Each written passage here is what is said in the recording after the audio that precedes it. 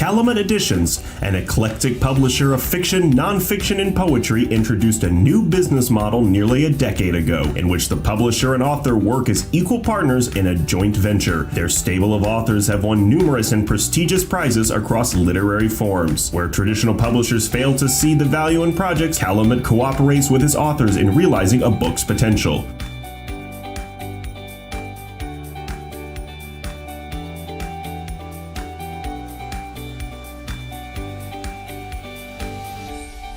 Welcome to Writer's Corner. Alan Miller with you again, and we have a guest today by the name of Colin Nelson, and he's a fascinating guy. He's had so many hats on in different stages of his life. He started out in southeast Minnesota. I grew up in southern Minnesota. And my father worked for the Green Giant Company, and that was headquartered there. Keep your voice up. And then I attended the University of Minnesota, was in the Army out east, went to law school in Chicago, came back to Minnesota. When you came back to Minnesota, you had a very interesting law career. And you're retired now, but you were both a prosecutor and a defense lawyer. That's right, Alan. I worked for the Hennepin County Attorney's Office for a while. Most of my career was as a public defender in Hennepin County. And I worked both in the adult court and in the juvenile court. That gives you a whole different perspective of things, though. It was a wonderful experience. I thought, a lawyer represents a client. I thought going from the county attorney's office to public defender was like representing Ford Motor or General Motors. But there are many, many differences in the two. Even the procedure of how the work is accomplished, obviously who your client is, very much different. But like you say, a good experience. And you've also worked as an adjunct professor in several schools. Yes, I've taught college part-time. I worked as a financial advisor for families for 15 years, and traveled quite a bit with my wife. Where were you when I needed you as a financial advisor? But, well, it's very interesting. And you brought all those perspectives into your writing. I have, Alan. My first 4 books are courtroom dramas. They're mysteries, but I center them in the courtroom. And a trial is a particularly good plot device because you know there's going to be an ending. The ending, if the stakes are very high, as in a murder case, for instance, murder prosecution, the stakes are very high. You know the ending's going to be dramatic and meaningful to many, many people. And so as a plot device, it's a natural for storytelling. Yeah, and I have found that my law career, has stood me in very good stead in that regard. My first, in the series that I'm working on now, my first one was called Holding Court. And it was about the kidnapping of a Supreme Court justice. And, I couldn't have done it without the background that I had in the court. Yes. Well, if you look at TV, as long as I can remember, there have been shows about police investigations and then shows about lawyers in courtrooms. So, apparently the public has this insatiable interest in crime and the lawyers and the police who solve the crimes. You wrote a bunch of books before you got into, and we'll talk about the Havana Syndrome, but before you got into writing thrillers. Now tell us about those early books and how you transitioned. Yeah, my first, 4 books were about lawyers, prosecutors or defense lawyers. This book, The Amygdala Hijack, a funny name. It refers to a part of the human brain that in people who have been highly traumatized, for instance, they might have PTSD, the amygdala, this little part of your brain, can fire uncontrollably and perhaps cause people to do things they normally wouldn't do. So that story involves a defense lawyer who has to represent a man who's accused of killing his wife, but there are two problems. One, they can't find the body, and number two, the defense is that the client, the husband's amygdala, misfired, and so they're trying to use that perhaps as a mental health defense.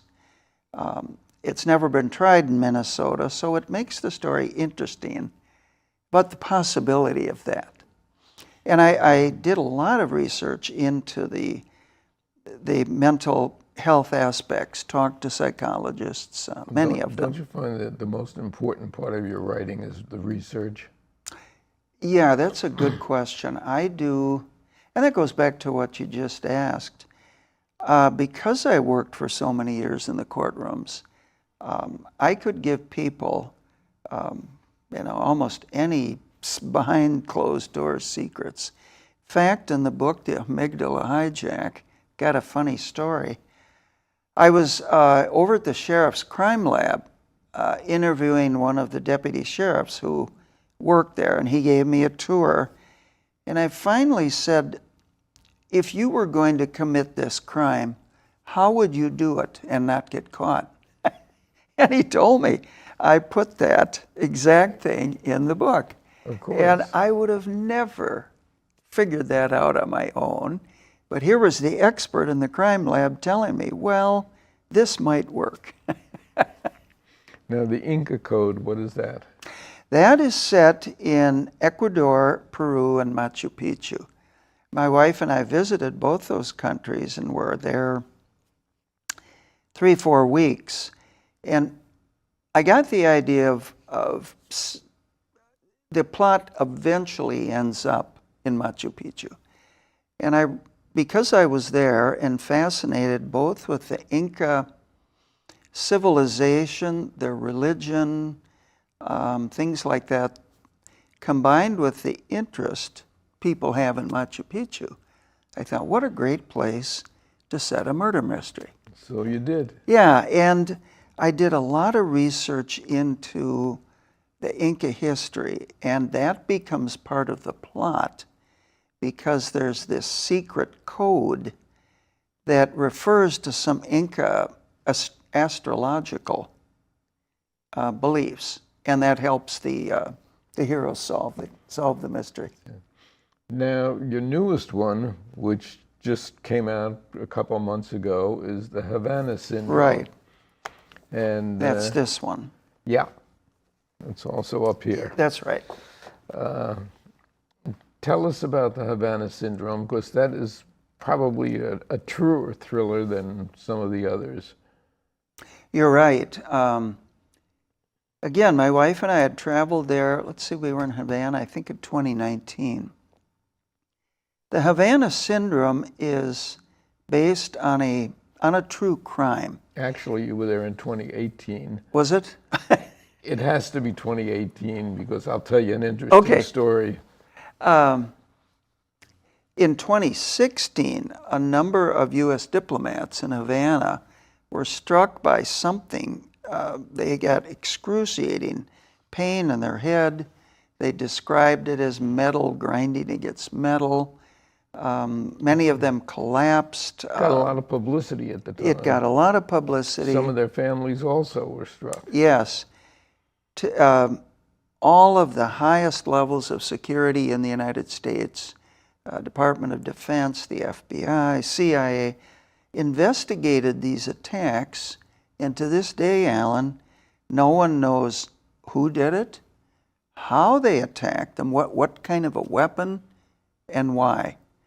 So the press called it the Havana Syndrome, and to this day it's unsolved, except I've solved it. Okay. But you got to read the book. Yeah.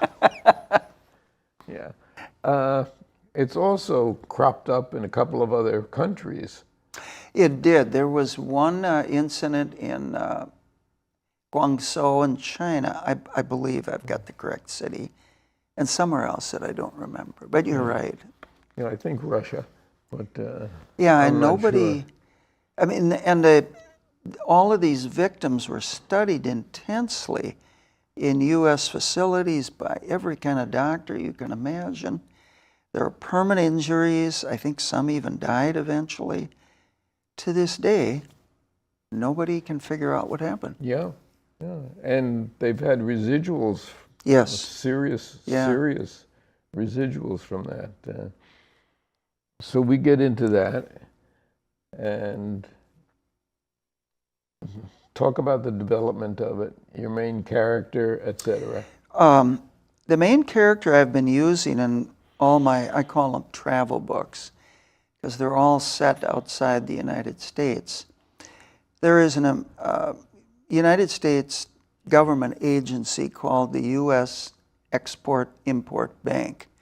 True agency. It was set up during the Depression. Yep. And briefly, the purpose of it is to lend money to risky businesses in foreign countries with the idea that if the U.S. can get them developed, they will buy U.S. manufactured products. So they'll create a market for U.S. businesses. So I thought, well, why don't I make my main character, Pete Chandler, an investigator for this agency? And that'll give him an excuse to go all over the world and get in trouble. So I took a real agency. He's a fictional character, and all these stories are fictional. But then I can set him in some foreign country and, as I said, get in trouble. I try to take what is a current social problem and write about it, and that's what I've done in the series that I'm working on. They were all in the United States until the one that I'm working on now, which is the first one that's gone overseas. But specifically to fictionalize what happens to be a social problem at the time. That's a good idea. My first one had to do with the water crisis, even with the kidnapping of the judge, etc. It was to keep him from voting, because if it's a 4-4 vote in the Supreme Court, then the lower court prevails. So if we kidnap him, not kill him, but kidnap him and keep him from the vote, they can't appoint other justices. So the only 8, and it would be 4-4, and the lower court would be prevail, which was the corporate interest as opposed to the people's interest. The second one that I wrote, which is A Reluctant Madonna, involved foreign companies, corporations, nations buying up land in the Dakotas. And as a matter of fact, we spent time in the Dakotas and on Indian reservations, etc. For that. Of course, it was a precursor because they no longer allow that. As you just mentioned, you were in the Dakotas. I try to do, like you, I try to, number one, write a compelling story that people will enjoy, but I also try to give the reader... And you do. Thank you. I try to give the reader a sense of what it's like to be there, the context, the religion, the culture, food, what it smells like. And that's why I call them travel books, because I'm hoping that people will feel like they're actually present in that location. Yeah, I wanted the Indian culture to be accurate, as we all do. So I picked the brain of Kent Kruger, who's certainly familiar with it, and it worked its way into the book. And the first book of this travel series was set in Myanmar. It's called Up Like Thunder. And there was a period of time, Myanmar is the old Burma in Southeast Asia. It had been closed to the outside world for 50 years. And then for a period of time, about 20 11 or 12, it opened up for less than 10 years to the world, where tourists could enter. So we went there with the tour group, because it's kind of difficult to travel through there. And it was fascinating, Alan. It was like going back 50 years. You know, they had not been open to the world. And that motivated me to write, because I thought people might be interested in this little country in Southeast Asia that suddenly opened up and pretended they were 21st century. And then you went into this one, which is the Havana Syndrome. Yes, the way this starts is there's an art museum in Wichita, Kansas, and a woman is an expert on Cuban art. And even with the embargo between the U.S. and Cuba, many things still can move, including artwork.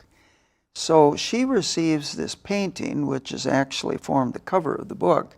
We have it at home. We bought it in Havana. This woman, this art historian, receives the painting, and within the painting there's a code that essentially says, contact me about the Havana Syndrome. And she brings it to the FBI, and they in turn bring it to Washington, and the experts determine this is legitimate. How would we contact this artist to find out what's going on? So let's put Chandler on it. So we put Chandler on it. His first assignment is simply to go to Cuba, make contact with the artist, and then come home. But he meets a woman that he likes. His contact in Cuba is killed violently, and he gets drawn into this mystery of the Havana Syndrome. Then on top of it, the President of the United States is going to make a speech there. And there's a number of plots going on that are going to threaten. They certainly don't want him to be exposed to whatever this... Right. And the threat is that whatever weapon or thing is being used to harm American diplomats would be used against the president. So then Chandler gets drawn into that. So all of a sudden he's in over his head, and he's got to not only save himself, but save the president. And so why didn't we move Chandler to another location and start another book? Will I? Why haven't you? Well, that's a good question, Alan. I mean, he sounds like a character, as I have I have a couple in my books, and he's a Pulitzer Prize winning young man reporter who ultimately is not a reporter, and she's a law professor. And of course, using my background on both of those, and I've taken them through 3 books, and now I'm on the 4th. But it sounds to me like Chandler would be perfect for the next book, the next location. I agree with you. I like writing these. I like doing the research. Many of the compliments I get are things like, you made me feel like I was there, present in that location. That makes me feel wonderful. I can answer that in 2 ways. My wife and I are leaving at the end of the month for an extended trip through Asia. And I remember reading somewhere Scott Turow, the mystery writer from Chicago, had just come back from Shanghai, and he said, somebody ought to write a novel set in Shanghai. It's not going to be me, but somebody should do that. So that might be that's got me interested. Here we go. We were in India many years ago, and we were so emotionally touched by India. It's one of the most difficult countries to travel in, but one of the most spiritually awakening countries I've ever been in. And I just haven't been able to write about it. Maybe my emotional reaction to some of the things we experienced were so strong that I find it hard to put that in a book. But, maybe Shanghai would be a Shanghai. good place to go. And you know what else? I can put you in touch with a Chinese professor who happens to be here. That would be great. When you're ready, let me know. And you gave me an idea right now when you were talking about, in your books, you take some kind of social unrest or social issue. Like the third one, which I didn't mention, is a firefight at Shelter Rock, in Shelter Rock, and it's about book banning and censorship. Perfect, yeah. You know. With the relations between China and the U.S. deteriorating, that could be a good theme.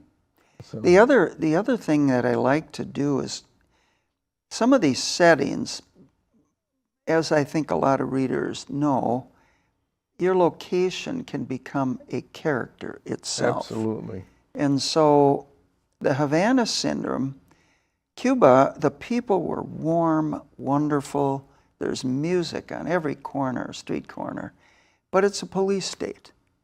And they are paid and threatened, the people, to snitch on each other. It's a horrible existence. And But yet, that makes and a yet they're great wonderful character. people. They, the painting, the cover of the book shows, that's this one, Alan. Yeah. I don't know if the audience can see it, but the characters all have very large eyes, and they're all looking at each other. And what the artist is trying to convey there is this police society, Right. the oppressive snitching. But underneath, in the bottom of the painting, they're musicians and they're playing instruments. So I think the artist is saying that underneath, we're free, at least in certain areas, like music.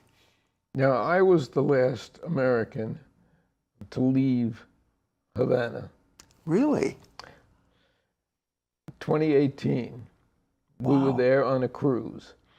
If you recall, we had embargoed Cuba, Yeah. and Obama opened it up. So Sharon and I went over on a cruise, and we were there for 2 days. The second day we were there, Trump was then president, and we were advised that Trump is embargoing Cuba again, and you have until 9 o'clock, and we're leaving. Wow. Well, we had tickets for a show that night, and we got a dispensation. I guess they had to call the State Department or something. Norwegian took care of it. We got a dispensation to 12 o'clock. Wow. So we went to the show. It was a wonderful show. Very gay and, active, and music, and the actors were, the musicians, I should say, were terrific. And we had to get back to the ship before midnight. And the show ran long, so we ultimately didn't get back until 11:30. Oh, no.